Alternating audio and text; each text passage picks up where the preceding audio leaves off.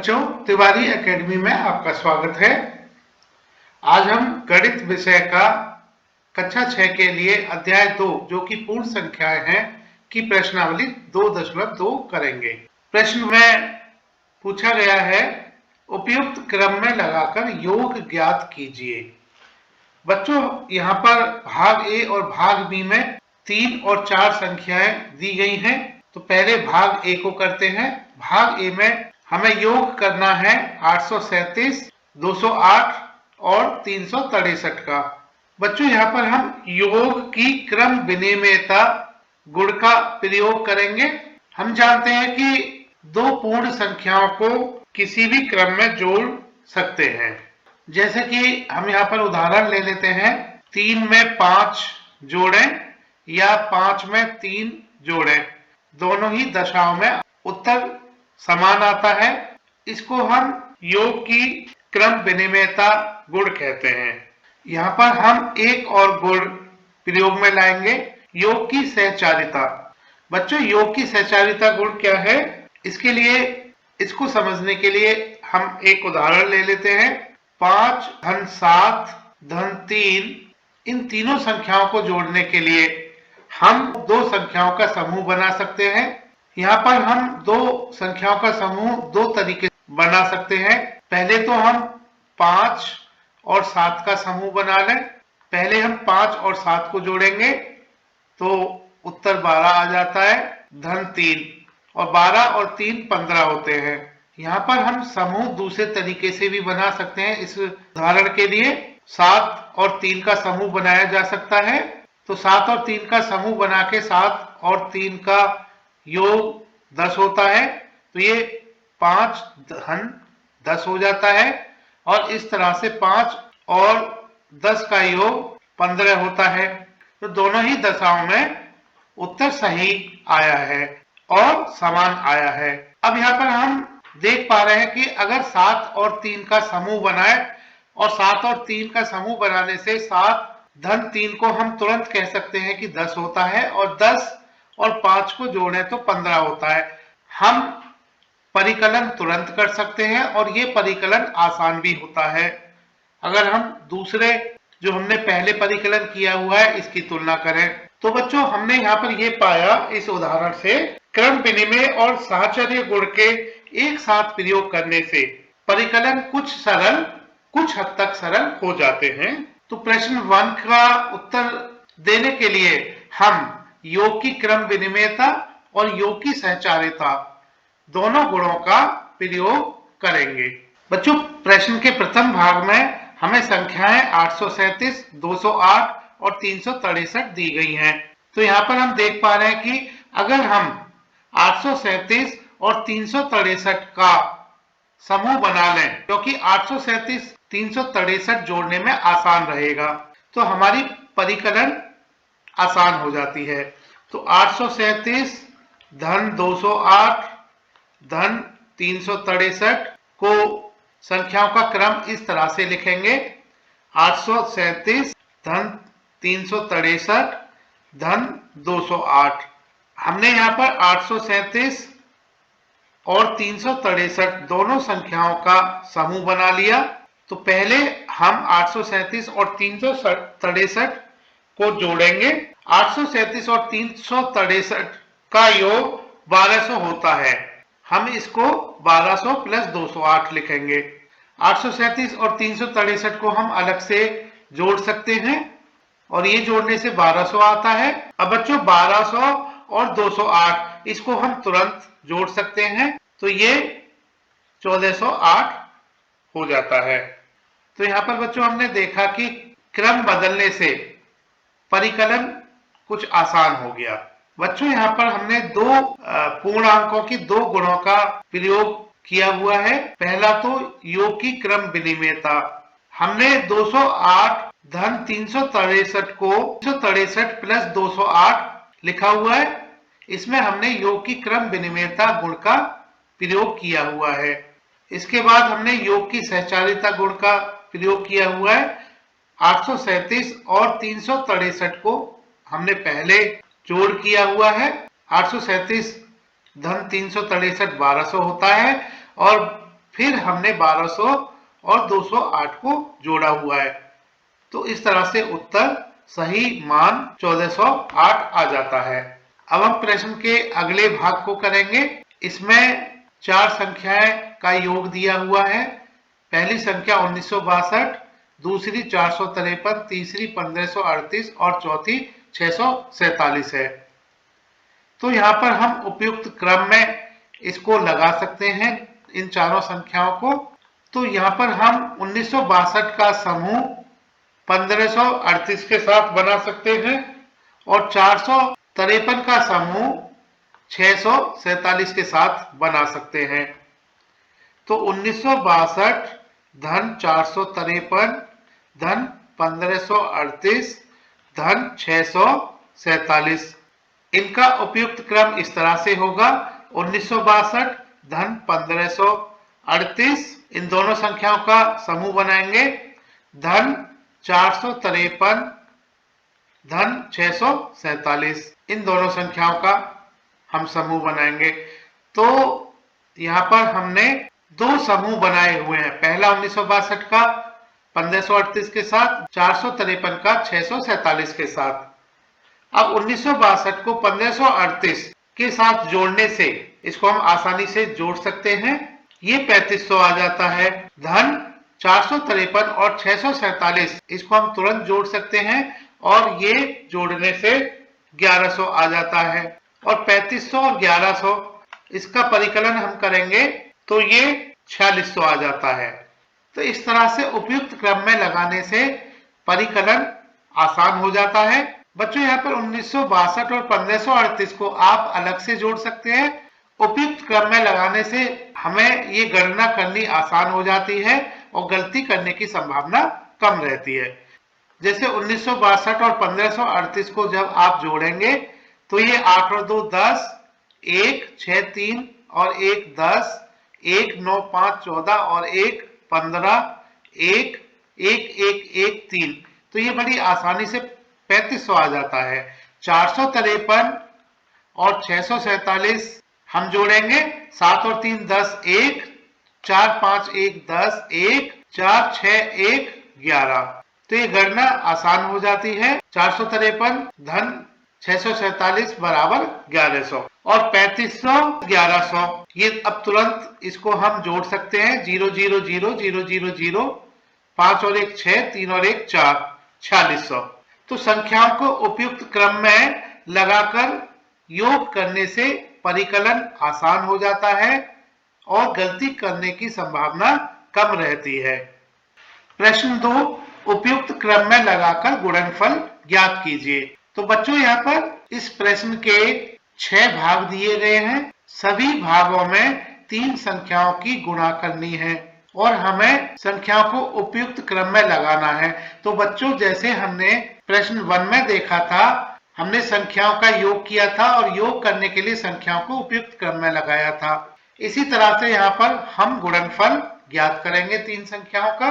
तो बच्चों इस गुणनफल को ज्ञात करने के लिए हम गुणन की क्रम विनिमेयता और गुणन की सहचारिता गुण का प्रयोग करेंगे, क्योंकि इन दोनों गुणों को एक साथ प्रयोग में लाने से पूर्ण संख्याओं के गुणन का साहचर्य गुण और क्रम की विनिमेयता गुण का प्रयोग में लाने से परिकलन कुछ सरल हो जाता है और गलती होने की संभावना कम रहती है। तो गुणन की सुविधा के लिए, गुणनफल को ज्ञात करने के लिए हम संख्याओं का समूह बनाएंगे।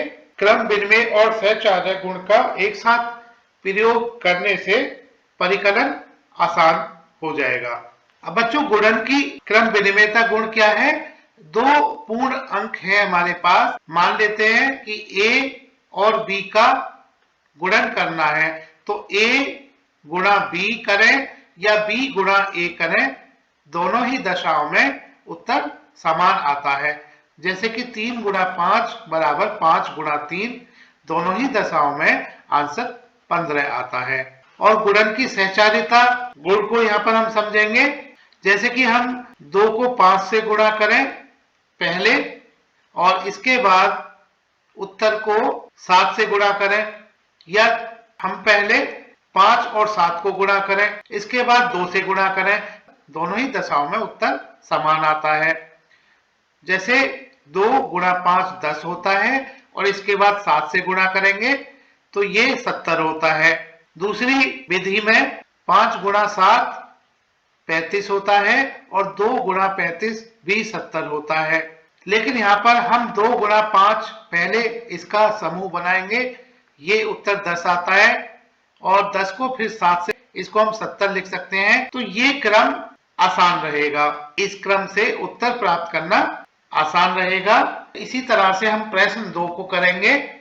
भाग ए में संख्याएं दी गई हैं 2, 1768 और 50।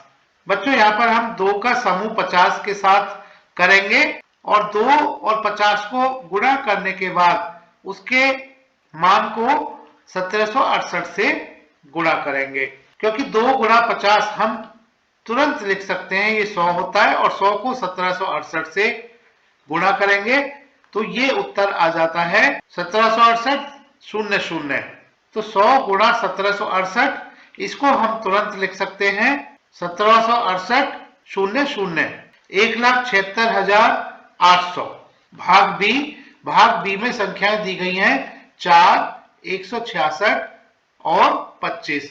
सो 4 गुणा 166 गुणा 25, यहाँ पर हम 4 का समूह 25 के साथ बनाएंगे तो इसको हम लिख सकते हैं 4 गुणा 25 गुणा 166।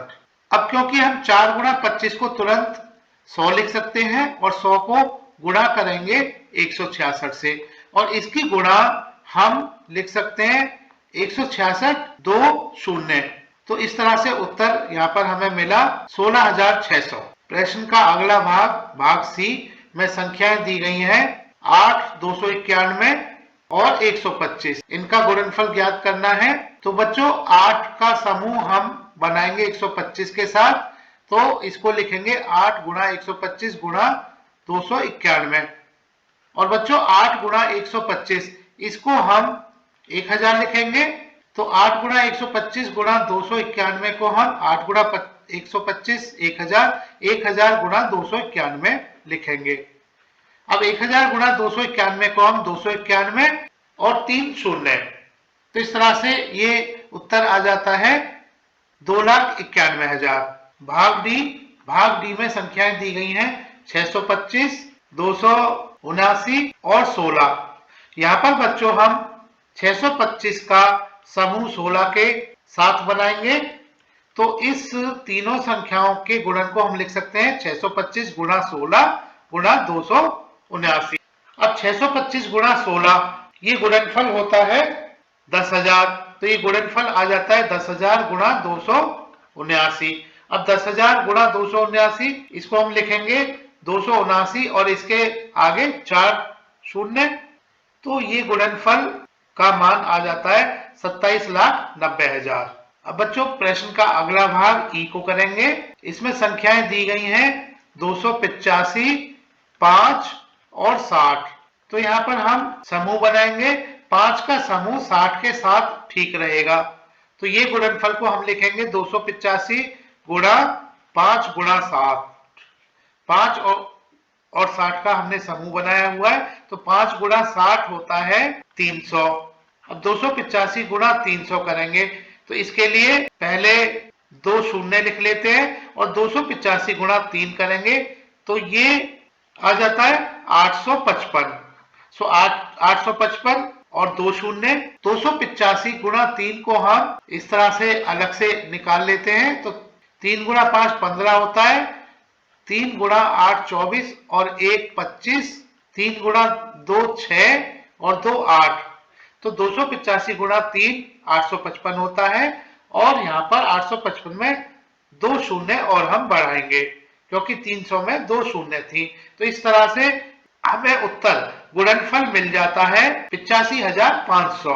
प्रश्न का अंतिम भाग एफ में संख्याएं दी गई हैं 125, 40, 8 और 25। बच्चों यहाँ पर हम समूह बनाएंगे, यहाँ पर 4 संख्याएं दी गई हैं, तो यहाँ पर 2-2 संख्याओं का हम समूह बना लेते हैं। अब यहाँ पर 125 का समूह 8 के साथ बनाएंगे और 40 का समूह 25 के साथ बनाएंगे, तो इन संख्याओं के गुणन को हम इस तरह से लिख सकते हैं समूह बना के 125 गुणा 8 गुणा 40 गुणा 25।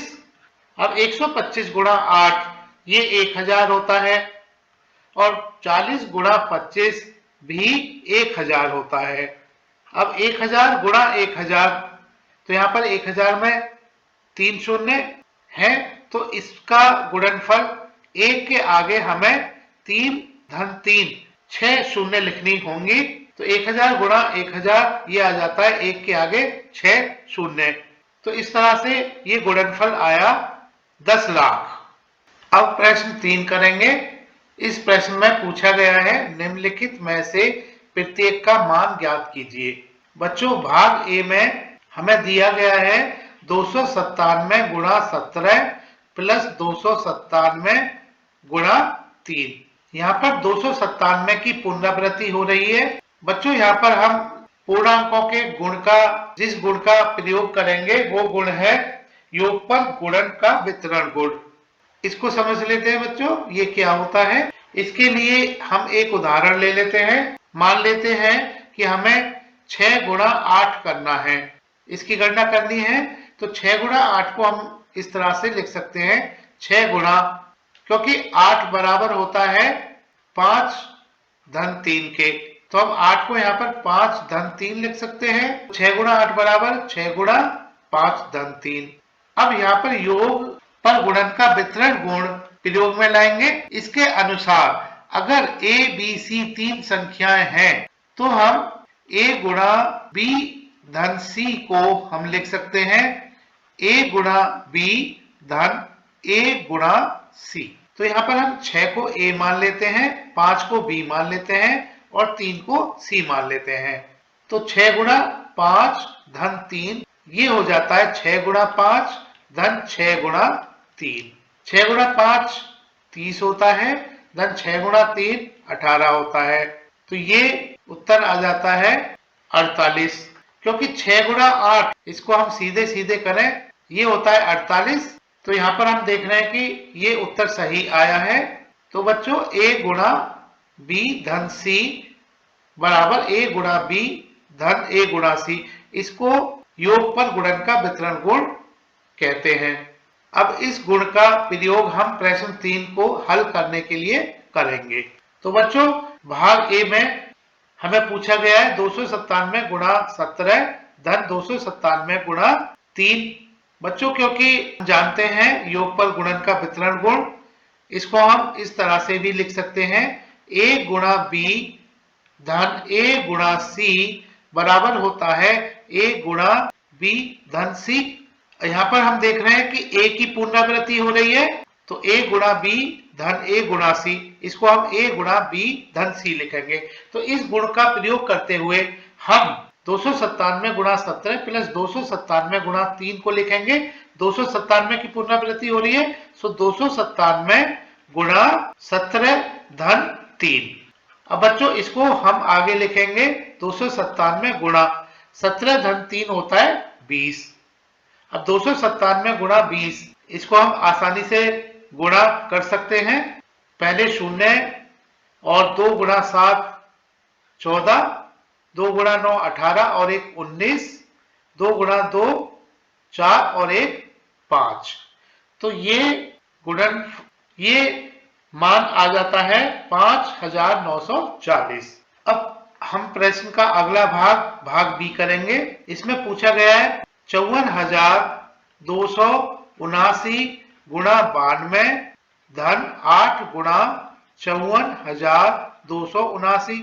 यहाँ पर हम देख रहे हैं कि 54,279 की पुनरावृत्ति की गई है, तो इसको हम लिखेंगे 54,279 गुणा 92 धन 8। अब बच्चों, 92 धन 8 100 होता है, तो इसको हम लिखेंगे 54,279 गुणा 100, और इसको हम बड़ी आसानी से 54,279 और इसके आगे 2 शून्य लिखेंगे। तो इस तरह से ये गणना आ जाती है 54,27,900। प्रश्न के अगले भाग सी में पूछा गया है 81,265 गुणा 169 घटा 81,265 गुणा 69। तो यहाँ पर बच्चों हम देख रहे हैं कि 81,265 की पुनरावृत्ति की गई है। तो 81,265 गुणा 169 घटा 69 होगा। अब इसको हम लिखेंगे 81,265 गुणा 169 माइनस 69, ये 100 होता है। अब इसको हम आसानी से लिख सकते हैं 81,265 के आगे 2 शून्य, तो ये मान आ जाता है 81,26,500। अब प्रश्न का अंतिम भाग, भाग डी, इसमें पूछा गया है 3,845 गुणा 5 गुणा 782 धन 769 गुणा 25 गुणा 218। अब यहाँ पर हम देख पा रहे हैं कि 3,845 की पुनरावृत्ति नहीं है, 5 की पुनरावृत्ति नहीं है, 782 की पुनरावृत्ति नहीं है।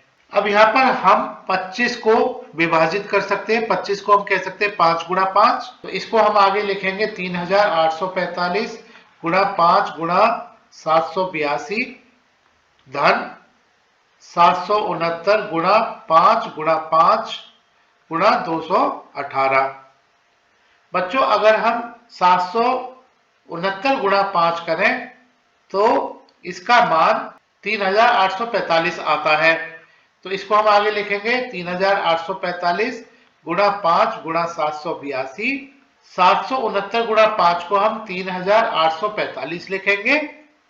अब जो संख्याएं बच गई गुणा 5 गुणा 218। अब यहां पर हम देख पा रहे हैं कि 3,845 गुणा 5 की पुनरावृत्ति हो रही है।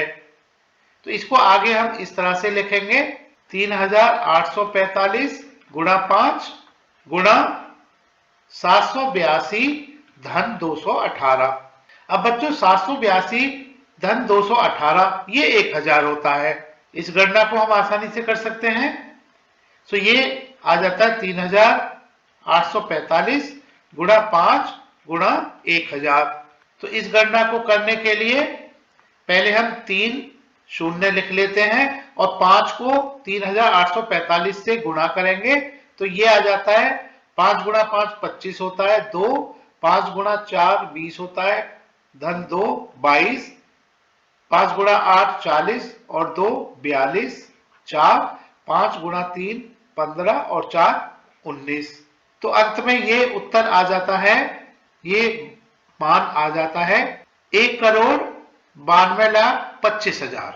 अब हम प्रश्न 4 करेंगे। इसमें पूछा गया है उपयुक्त गुणों का प्रयोग करके गुणनफल ज्ञात कीजिए। पहले भाग ए करेंगे। इसमें 738 की गुणा 103 से करनी है। बच्चों 103 को हम लिख सकते हैं 100 धन 3। तो इस गुणन को हम इस तरह से लिख सकते हैं 738 गुणा 100 धन 3। अब यहां पर हम पूर्ण अंकों का योग पर गुणन का वितरण गुण प्रयोग में लाएंगे। बच्चों ये क्या होता है, a गुणा b धन c बराबर a गुणा b धन a गुणा c। तो 738 गुणा 100 धन 3 को हम आगे इस तरह से लिखेंगे 738 गुणा 100 धन 738 गुणा 3। अब 738 गुणा 100 को हम आसानी से 738 और 2 शून्य लिखेंगे। तो 738 2 शून्य धन 738 गुणा 3 करेंगे तो ये आ जाता है 3 गुणा 8 24 होता है, 2 3 गुणा 3 9 होता है और 2 11, 1 3 गुणा 7 21 होता है और 1 22। अब हम 738 2 शून्य को जोड़ेंगे 22 14 के साथ। तो 4 धन 0 4, 1 धन 0 1, 2 धन 8 10, 1 3 और 1 4 और 2 6 और 7 ऐसे ही आएगा। तो 73,800 धन 2214 ये आ जाता है 76,014। भाग बी में गणना करनी है हमने 854 गुणा 102 की। तो बच्चों यहाँ पर 102 को हम 100 धन 2 लिख सकते हैं। तो ये हो जाता है 854 गुणा 100 धन 2। तो यहाँ पर भी हम योग पर गुणन का वितरण गुण प्रयोग में लाएंगे तो इसको हम इस तरह से लिख सकते हैं 854 गुणा 100 धन 854 गुणा 2। 854 गुणा 100 ये हो जाता है 854 2 शून्य धन 854 गुणा 2 ये हो जाता है 2 गुणा 4 8 2 गुणा 5 10 1 2 गुणा 8 16 और 1 17। अब हम यहाँ पर 854 2 शून्य को जोड़ेंगे 1708 के साथ तो इसको कर लेते हैं 8 धन 0 8 0 धन 0 0 7 धन 4 11 1 1 5 1 7 और ये 8 आएगा तो 85,400 धन 1708 ये आ जाता है 87,108। भाग सी 258 गुणा 1008। बच्चों हम जानते हैं कि 1008 को हम 1000 धन 8 लिख सकते हैं तो इसको हम आगे लिखेंगे 258 गुणा 1000 धन 8। यहां पर हम योग पर गुणन का वितरण गुण प्रयोग में लाएंगे तो इसको हम आगे लिख सकते हैं 258 गुणा 1000 धन 258 गुणा 8। अब इसको हम आगे लिखेंगे 258 गुणा 1000 को हम आसानी से लिख सकते हैं 258 के आगे 3 शून्य धन 258 गुणा 8 को करेंगे 8 गुणा 8 64 होता है 4 6 8 गुणा 5 40 और 6 46 6 लिखेंगे 4 छोड़ेंगे 8 गुणा 2 16 और 4 20। तो इस तरह से 258 गुणा 8 2064 होता है। अब हम 2,58,000 को 2064 के साथ जोड़ेंगे तो इसको जोड़ लेते हैं 4 धन 0 4 6 और 0 6 0 0 0 8 2 10 1 5 और 1 6 और 2 लिखेंगे तो अंत में ये उत्तर आ जाता है 2,60,064। भाग डी इसमें पूछा गया है 1005 गुणा 168। अब यहां पर हम गुणन के क्रम विनिमय गुण का प्रयोग करेंगे पहले क्योंकि a गुणा b बराबर b गुणा a हम लिख सकते हैं तो इन दोनों संख्याओं के क्रम को हम बदल सकते हैं। इसको हम लिख सकते हैं 168 गुणा 1005 और बच्चों 1005 बराबर होता है 1000 धन 5 के तो 168 गुणा 1000 धन 5।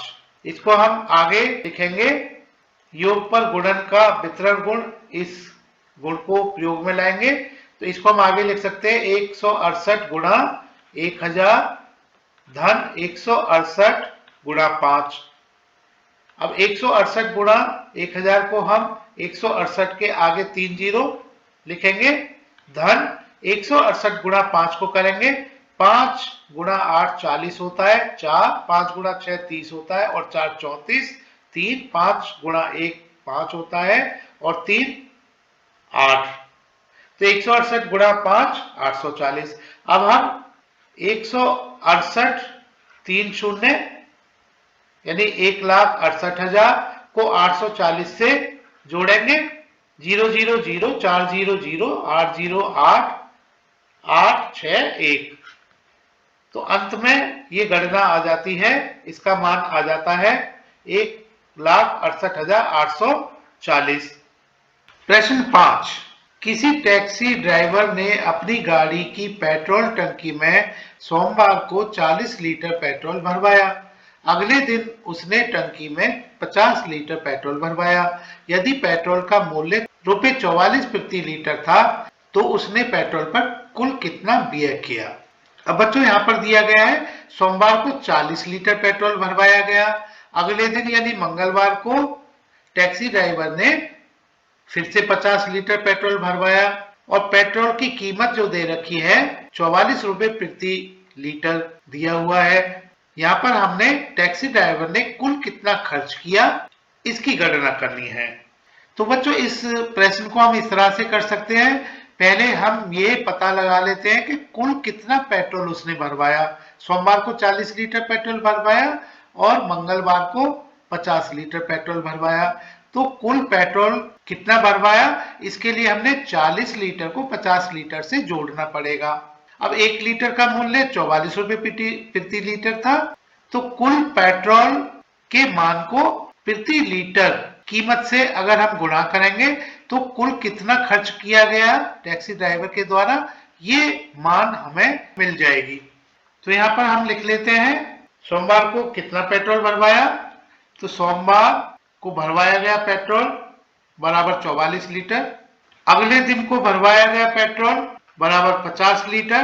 तो इस तरह से कुल भरवाया गया पेट्रोल आ जाता है 40 और 50 को हम जोड़ेंगे 0 0 0 5 और 4 9 90 लीटर। कुल पेट्रोल 90 लीटर भरवाया गया। अब हम लिख लेते हैं 1 लीटर पेट्रोल का मूल्य क्या है, तो 1 लीटर पेट्रोल का मूल्य ₹44, क्योंकि कुल पेट्रोल भरवाया गया 90 लीटर है, तो 90 लीटर पेट्रोल का मूल्य हो जाता है 44 गुणा 90।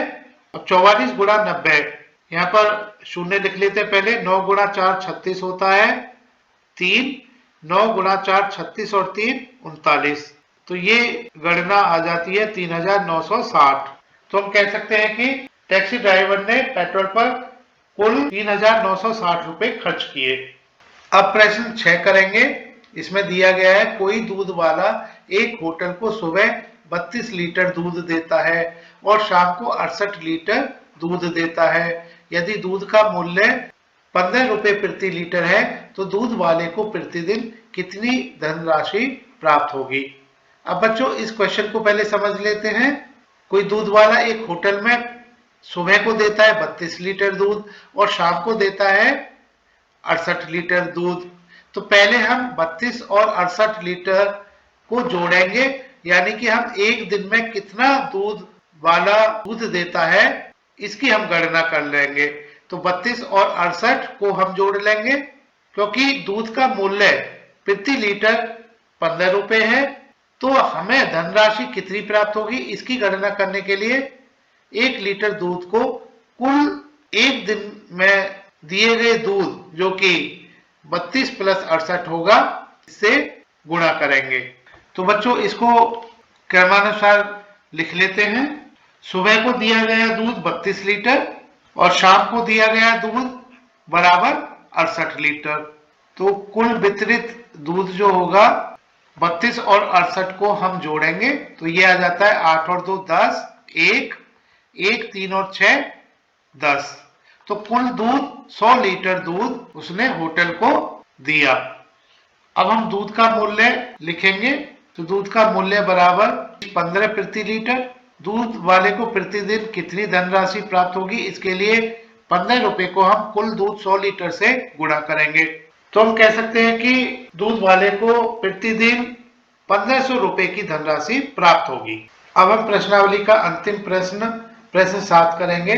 इसमें दिया गया है निम्न को सुमेलित कीजिए। तो यहाँ पर 425 गुणा 136 बराबर 425 गुणा 6 धन 30 धन 100, इसको सुमेलित करना है। दूसरे स्तंभ में दिए गए गुणन की क्रम विनिमयता, योग की क्रम विनिमयता, योग पर गुणन का वितरण। तो हमने पहले स्तंभ को दूसरे स्तंभ के साथ सुमेलित करना है। सही पहले स्तंभ के दूसरे भाग में दिया गया है 2 गुणा 48 गुणा 50 बराबर 2 गुणा 50 गुणा 49। तीसरे भाग में दिया गया है 48 धन 2005 धन 20 बराबर 80 धन 20 धन 2005। तो बच्चों यहाँ पर हम जानते हैं कि गुणन की क्रम विनिमयता क्या होती है और योग की क्रम विनिमयता। दो संख्याएं पूर्ण संख्याएं अगर हमारे पास x और y हैं तो हम लिख सकते हैं x धन y बराबर y धन x। योग पर गुणन का वितरण, इस गुण को हम इस प्रकार से लिख सकते हैं। अगर हमारे पास l m n तीन पूर्ण संख्याएं हैं तो l गुणा m धन n को हम लिख सकते हैं l गुणा m धन l गुणा n। तो बच्चों 425 गुणा 136 बराबर 425 को यहाँ पर लिखा गया है पहले की तरह। तो 425 गुणा 136 को यहाँ पर लिखा गया है 6 धन 30 धन 100। तो यहाँ पर हम आगे इसको इस तरह से बढ़ाएंगे। योग पर गुणन का वितरण गुण प्रयोग करके। ये बराबर होगा 425 गुणा 6 धन 425 गुणा 30 धन 425 गुणा 100। तो इसके लिए प्रथम भाग के लिए जो सही मेल होगा वो होगा योग पर गुणन का वितरण। सो प्रथम का मेल सी के साथ होगा। अब द्वितीय को देखते हैं। द्वितीय में संख्याएं दी गई हैं 2, 48 और 50। इनका गुणनफल 2 गुणा 48 गुणा 50 बराबर 2 गुणा 50 48।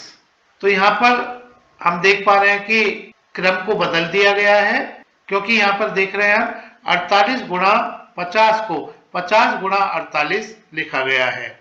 दो पहले अपनी तरह अपनी स्थिति पर है। इसका मेल गुणन की क्रम विनिमयता होगी। तो भाग 2 भाग ए से मेल खाएगा। 2 गुणा 48 गुणा 50 बराबर 2 गुणा 50 गुणा 48।